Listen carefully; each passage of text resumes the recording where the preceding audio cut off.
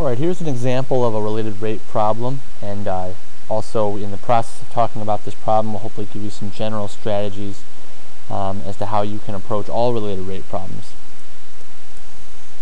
One of the things I actually picked up on YouTube that I thought was a really good way of explaining this, and I can thank Patrick MJT or Patrick JMT, actually I think he goes by for this one, and that is using the word dreads.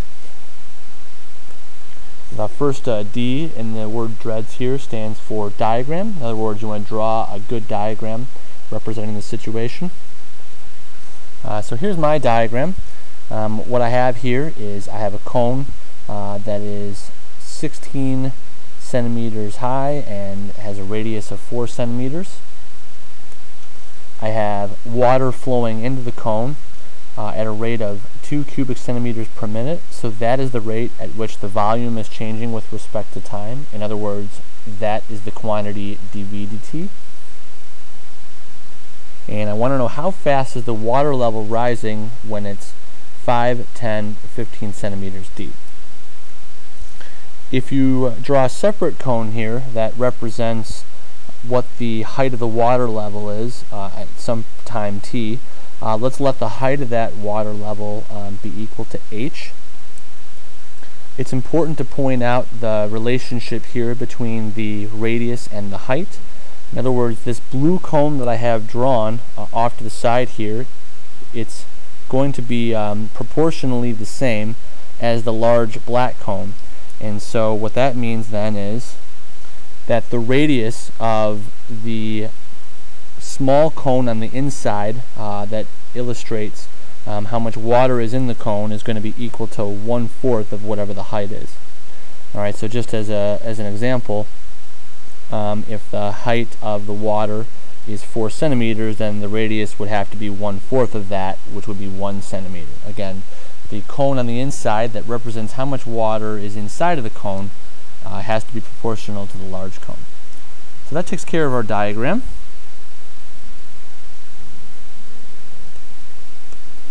The next thing that you want to write down are the rates. One of the rates is given, dV dt, so we're going to go ahead and just restate that here.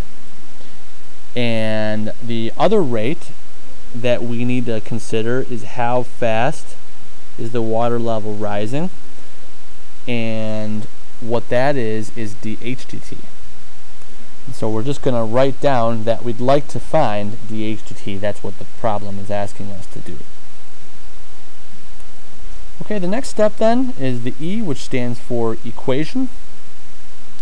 In other words, we want to write an equation down that relates information together that we know.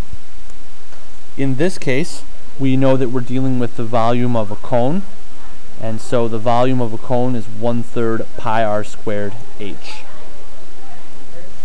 Alright, the next step here is you want to differentiate.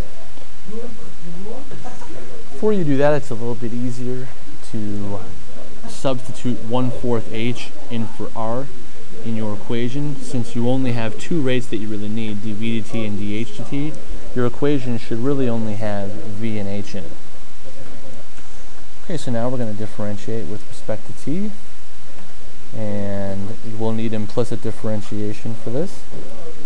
So using implicit differentiation, we get dV dt equals 3 pi over 48 h squared times dH dt. Finally, the last S stands for solve. In other words, we want to answer the question, what is dH dt when it's 5 centimeters deep?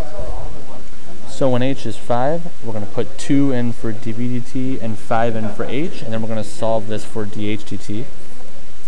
So solving this for dH dt, we get about 0.407 centimeters per minute as the rate at which the height is increasing when h is 5. Alright, so just repeat this process, putting 10 in for h and 15 in for h, and you will get the following results.